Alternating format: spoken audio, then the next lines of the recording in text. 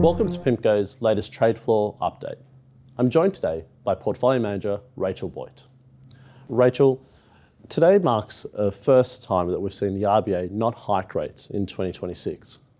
What does that mean? Have they shifted their stance? Yeah, absolutely. We think that the RBA have finished hiking for the cycle, so the terminal rate's likely to be 4.35. The 3 hikes that they've done so far give them a bit of space to wait and see what the impact will be on the economy. So if we look back to the start of the year, the things that the RBA were really worried about are starting to moderate. So inflation has come in a little bit lower than expected. The RBA is still alert to inflation risks, but they're no longer alarmed about them.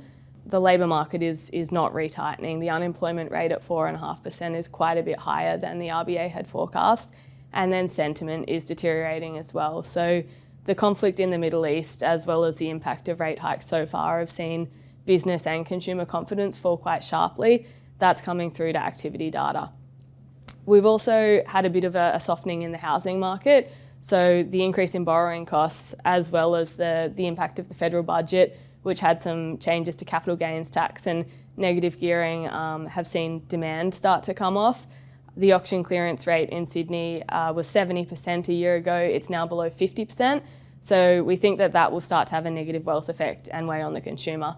And the last point I'd make is that the Aussie dollar is doing a lot of the heavy lifting for the RBA. So the Aussie dollar trade weighted index is up 7.5% over the last 6 months. That acts as an automatic stabiliser and brings inflation down naturally over time. Putting that all together, the policy narrative is shifting away from inflation and towards the weakening growth outlook.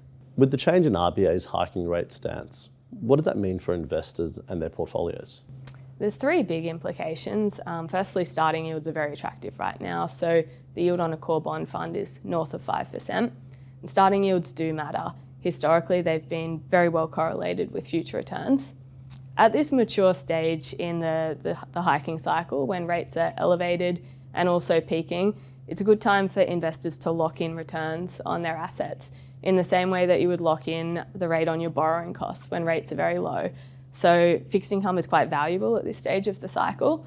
Secondly, the market focus is shifting from inflation to the weaker growth outlook. At that stage of the cycle, bonds tend to play their role as a diversifier in portfolios. They provide stability for portfolios through the cycle. And the third point is that bonds are very attractive relative to other asset classes right now. So risk assets look expensive. Equities are very stretched versus historical valuations. Property prices are elevated and facing regulatory headwinds from the budget changes, which improve the attractiveness of income relative to capital gains. So fixed income is one of the few asset classes that looks genuinely cheap right now and provides a key role in portfolios in terms of defensiveness, income, and also liquidity. Thank you, Rachael, for those insights. And to find out more information on PIMCO's latest outlook and thoughts, please visit PIMCO's website or speak to your account manager.